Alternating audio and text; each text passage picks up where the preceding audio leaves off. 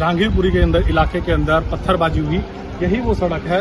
यहाँ से ही वो जो शोभा यात्रा थी वो निकलनी थी। और सड़क देखिए कैसे लैंड जिहाद का ये पूरा का पूरा कबाड़े का जो काम है बांग्लादेश घुसपैठियों ने पूरी तरह से ये कब्जा किया हुआ है। ये देखिए दारू की बोतलें शायद का ये पड़ी है, देखिए यानी कि देसी शराब पावर मंदिर के अंदर। ये देखिए ये शिव मंदिर है और ये दारू की बोतल यहाँ पर है। ये हमारे लिए एक से एक नवा गुंडा का फोटो लेकर आया है नहीं बाबा। ये देखो कलीना का कल्लू कन्नी काट, ये है चिंच पोखली का छोटू हरामी।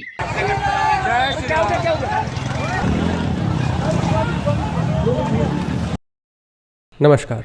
तो दिल्ली के जहांगीरपुरी में 16 अप्रैल को दंगे शुरू हो गए और ये जो दंगे शुरू हुए थे वो इसलिए हुए थे क्योंकि हिंदू अपने फेस्टिवल को मनाना चाहते थे। और आप तो जानते ही हो हमारा जो देश है वो कितना ज़्यादा सेक्युलर है और हमारे देश के अंदर हिंदुओं को अपने त्यौहार मनाने की इजाज़त नहीं है। और गलती से अगर आप त्यौहार मनाने की कोशिश भी करते हो तो आपके ऊपर पथराव किए जाएंगे, आपके लोगों को चाकू मार दिया जाएगा और अगर पुलिस बीच में आएगी तो उनको भी मारा जाएगा और उनको भी चाकू मार दिया जा सकता है, उनको गोली भी मार दी जा सकता है। चलिए आगे बढ़ते हैं और जानने की कोशिश करते हैं कि ये जो दंगे हुए थे इसमें लोग कौन कौन से शामिल थे, कौन वो लोग थे जिन्होंने इन सब चीज़ों को अंजाम दिया। वैसे आप इन लोगों को इनके कपड़ों से भी पहचान सकते हो कि ये लोग आखिर थे कौन, लेकिन फिर भी चलिए मैं आपके लिए ये काम और ज़्यादा आसान कर देता हूँ। तो चलिए शुरुआत करते हैं सबसे पहले इस इंसान से। जहांगीरपुरी में जो दंगे हुए थे उसका ये प्राइम अक्यूज्ड है और इसको जब पुलिस गिरफ्तार करके ले जा रही थी तब ये पुष्पा स्टाइल में स्टाइल मारता हुआ जा रहा था कि मैं झुकेगा नहीं साला। मतलब कि इसे पता था कि दिल्ली पुलिस इसका कुछ नहीं उखाड़ सकती है। दिल्ली पुलिस से इसे कोई डर नहीं है, लॉ एंड ऑर्डर का इसे कोई डर नहीं है। ये लॉ एंड ऑर्डर और पुलिस को अपने जेब में रखता है, एटलीस्ट इसके इस स्टाइल से यही पता लग रहा है। ट्विटर के ऊपर लोगों का कहना है कि इसका नाम अंसारी है और यह पाकिस्तान के ISI के लिए भी काम करता है और यह बांग्लादेश से दिल्ली तक इल्लीगल काम करता है। आपको भी पता है, मुझे भी पता है, बिना किसी पॉलिटिकल पार्टी के इंटरफेरेंस के, बिना किसी पॉलिटिकल पार्टी के सपोर्ट के कोई भी दंगे इस दुनिया में नहीं होते हैं।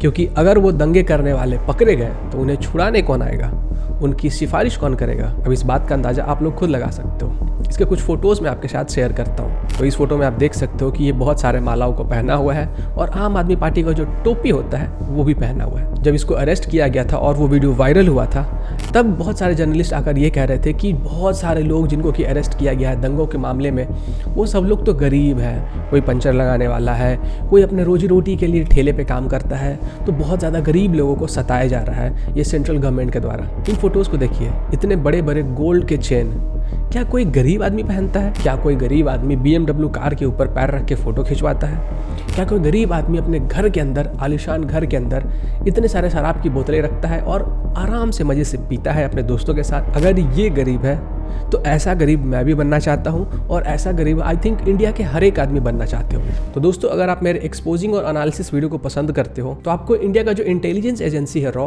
उन्होंने जो बहुत सारे कवर्ट ऑपरेशंस किए हैं उसके ऊपर ये बुक समरी भी पसंद आएगा। रॉ ने जितने भी कवर्ट ऑपरेशंस किए हैं जिसने हमारे देश को अंदरूनी दुश्मनों से और बाहरी दुश्मनों से बचाया है उन सब के बारे में डिटेल में बताया गया। ये बुक समरी कुको FM पर मिलेगा। अगर आपको नहीं मालूम है कि कुको FM क्या है तो मैं आपको बताना चाहूँगा।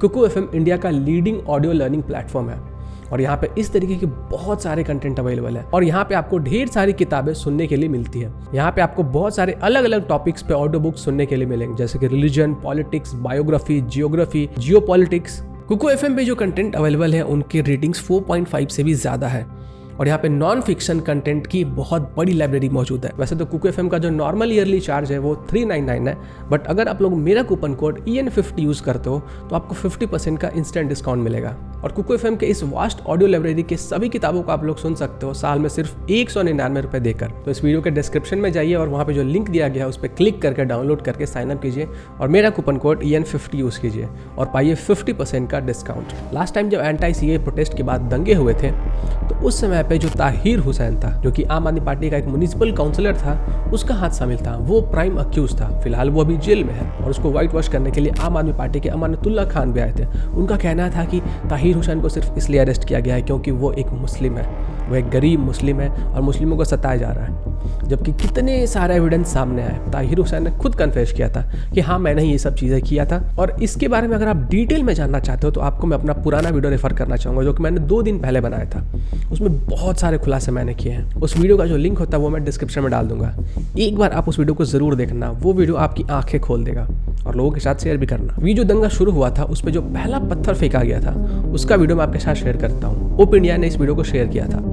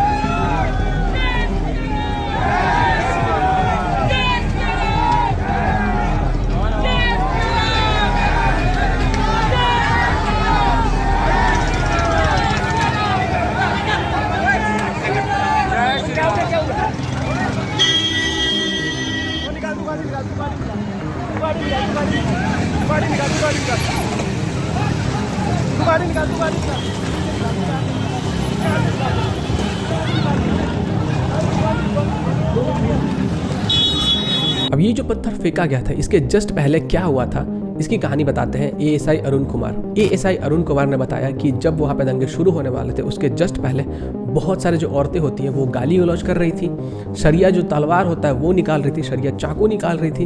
और उसके बाद ये जो पूरा मामला होता है पत्थरबाजी का और दंगे का ये शुरू होता है। पुलिस वालों ने बताया कि जब हम लोग वहाँ पे सिचुएशन को कंट्रोल करने की कोशिश कर रहे थे तो पीछे से बहुत सारे मुसलमान आते हैं, लाठियों से लोगों को मारना शुरू कर देते हैं, पत्थरबाजी करना शुरू कर देते हैं और फिर जो बच्चे और महिलाएं होते हैं उनको आगे कर देते हैं ताकि जो पुलिस वाले हैं वो कार्रवाई नहीं कर सके। और अगर पुलिस वाले इस सिचुएशन को कंट्रोल करने के लिए लाठीचार्ज करते हैं तो उन पुलिस वालों के ऊपर कार्रवाई हो जाए और विक्टिम कार्ड खेलकर ये लोग बच जाए। तो आप सोचो कि ये पूरा फुल प्रूफ प्लान था। इन्होंने बहुत पहले से प्लान किया हुआ था कि जब दंगे शुरू होंगे तो औरतों को आगे कर दो, बच्चों को आगे कर दो ताकि पुलिस कोई कार्रवाई कर ही नहीं पाए, पुलिस के हाथ बंद जाए। और इस दंगे में बहुत सारे रोहिंग्या मुसलमान भी शामिल थे और इसमें कोई हैरान करने वाली बात नहीं है। जो पिछली बार दंगा हुआ था दिल्ली के अंदर उसमें भी बहुत सारे रोहिंग्या मुसलमान शामिल थे और ये जो रोहिंग्या मुसलमान थे वो इलीगल तरीके से बंगाल होते हुए इंडिया में एंटर करते। और ये जो रोहिंग्या मुसलमान होते हैं बहुत सारे इलीगल काम करते हैं इंडिया में। इस न्यूज़ आर्टिकल में आप पढ़ सकते हो कि जो रोहिंग्या मुसलमान होते हैं इनके कनेक्शन कौन कौन से आतंकवादी ग्रुप से है। इनके कनेक्शन कश्मीर के आतंकवादी ग्रुप से है, इनके कनेक्शन पाकिस्तान के आतंकवादी ग्रुप से है, यहाँ तक कि इनके कनेक्शन अलकायदा से भी है। ओसामा बिन लादेन जब वो जिंदा हुआ करता था उनसे भी है।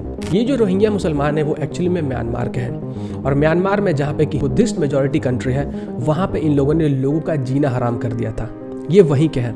वहाँ पे पहले इन लोगों ने जेनोसाइड शुरू किया, जो बुद्धिस्ट थे जो हिंदूज थे उनको मारना शुरू किया और जब वहाँ की गवर्नमेंट इनसे परेशान हो गई तब उन्होंने मिलिट्री को वहाँ पे डिप्लॉय किया जिन्होंने इनको मार के वहाँ से भगाया। वहाँ से मार के भगाने के बाद ये लोग बांग्लादेश पहुँचते हैं और बांग्लादेश से वेस्ट बंगाल होते हुए ये लोग इंडिया में घुस जाते हैं। पहले इन्होंने म्यांमार को बर्बाद करने की कोशिश की और अब ये हमारे देश इंडिया को बर्बाद करने की कोशिश कर रहे हैं। ये चाहते हैं कि हमारे देश के अंदर दंगे हों, ये हमारे जो रिसोर्सेज होते हैं उसके ऊपर कब्जा करते हैं। पहले हमारे देश के अंदर शरणार्थी बन के आते हैं, आपसे रहने के लिए जगह मांगेंगे, फिर ये हमारी गवर्नमेंट से जॉब मांगते हैं, उसके बाद फिर ये जो लैंड्स होते हैं उनके ऊपर कब्जा करना शुरू कर देते हैं और उसके बाद ये प्रोटेस्ट में शामिल होते हैं और फिर ये दंगे करने शुरू करते हैं। अब एक वीडियो में आपके साथ शेयर करता हूँ जिसको कि सुदर्शन टीवी ने शेयर किया था। उस वीडियो में आप देखना कि किस तरीके से जो रोहिंग्या मुसलमान हैं इन्होंने पूरे दिल्ली के अंदर जो सड़कें थे उसको कब्जा कर लिया। देखिए, जिस जहांगीरपुरी के अंदर इलाके के अंदर पत्थरबाजी हुई यही वो सड़क है। यहाँ से ही वो जो शोभा यात्रा थी वो निकलनी थी और सड़क देखिए कैसे लैंड जिहाद का ये पूरा कबाड़े का जो काम है बांग्लादेश घुसपैठियों ने पूरी तरह से ये कब्जा किया हुआ है। ये देखिए, इधर दिखाइए, कैमरामैन से कहूँगा ये दिखाए, ये इलाका जो है। और दूसरी तस्वीर देखिए, ये शिव मंदिर है।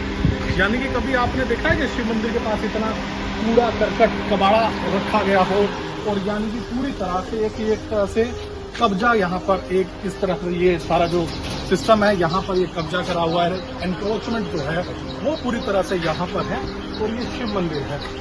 पता नहीं लास्ट का वो यहाँ पर आया होगा, पिछली बार जब मैं आया था तो पूरा का पूरा ये मंदिर जो है वो गंदा पड़ा था। वो जरा थोड़ा सा हटेंगे एक बार, देखिए ये एक शिव मंदिर है जिसके हालात जो है शायद झाड़ू भी अभी लगी है और ये देखिए दारू की बोतलें शायद ये पड़ी है, देखिए ये, यानी कि विस्की अमरूद पैशन, यानी कि शिव मंदिर के अंदर सोचिए ये दारू की बोतल का क्या काम है। और ये यानी कि देसी शराब पावर कट, यानी कि मंदिर के अंदर ये देखिए ये शिव मंदिर है और ये दारू की बोतल यहाँ पर है। ये मंदिर है, हालात आप देख सकते हैं कैसे इसके हैं। शिवलिंग की एक बार आप हालत देखें, ये देखिए शिवलिंग की, शायद पता नहीं कितने दिनों से यहाँ पर जल चढ़ा भी है, नहीं चढ़ा, खाली बिल्कुल पड़ा है ये। और पूरी तरह से हालात देखिए एक बार, ये मंदिर जो है पूरी तरह से, क्योंकि चारों तरफ से जो मैं दिखाया कैसे ये जिहादियों का गढ़ है, पूरी तरह से बाहर कैसे कबाड़ा रखा गया है। कभी मंदिर के बाहर देखा है क्या? मंदिर के बाहर फूल वाले होते हैं, प्रसाद वाले बैठते हैं, लेकिन यहाँ पर वो जो दुनिया भर से बाहर का कबाड़ा आता है वो मंदिर के गेट के बाहर दिखाई। जरा कैमरामैन से कहूँगा दिखाए कैसे ये कबाड़ा पूरा रखा गया है, यानी कि एनक्रोचमेंट की गई है। यानी कि इस मंदिर के अंदर जो भक्त आने चाहिए थे वो एक भक्त हमें तो दिखा नहीं है शायद इससे पहले, हालांकि यहाँ पर है, लेकिन ये नजारा दिखाइए जरा। प्रशासन सरकार को इसकी ओर देखना चाहिए कि कितना बड़ा एनक्रोचमेंट है ये यहाँ का इलाका नहीं है बल्कि पूरी इलाके के अंदर ही इसी तरह से ये एनक्रोचमेंट है। और ये एक शिव मंदिर जिसके हालात देख सकते हैं, सीसीटीवी भी चलते हैं, नहीं चलते, लेकिन बाहर लगाया गया है। लेकिन कितना बुरा हाल आप देखिए, ऐसा लगता है कि शायद आप भारत में नहीं कहीं और घूम रहे हैं कि एक मंदिर के अंदर जो है वो यहाँ पर पूजा अर्चना पता नहीं कब हुई होगी।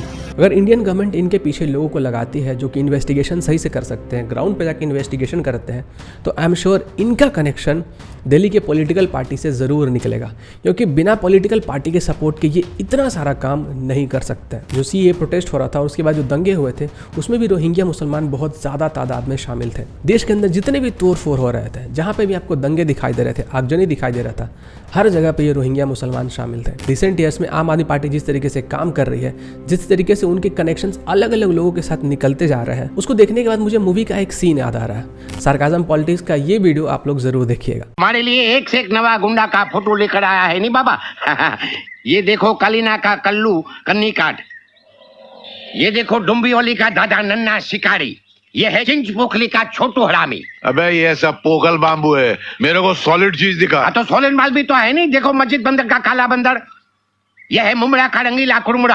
अबे ये सब जंग खाए हुए कीले हैं, मेरे को 2 धारी तलवार चाहिए। ट्विटर के एक यूजर अंकित तिवारी ने एक थ्रेड शेयर किया। इस जहांगीरपुर में जो दंगे हुए थे उसमें जितने भी लोग शामिल थे, मैक्सिमम लोगों के डिटेल्स, फोटोज, एड्रेस, नाम, हर एक चीज़ उसने शेयर किया है। इन फोटोज़ में, इंस्टाग्राम के स्टोरीज में आप देख सकते हो कि ये लोग किस तरीके से धमकी दे रहे हैं। अब जहांगीरपुर में ये जो दंगा हुआ, इसके बाद ये चीज़ें यहीं रुकने वाली नहीं थी।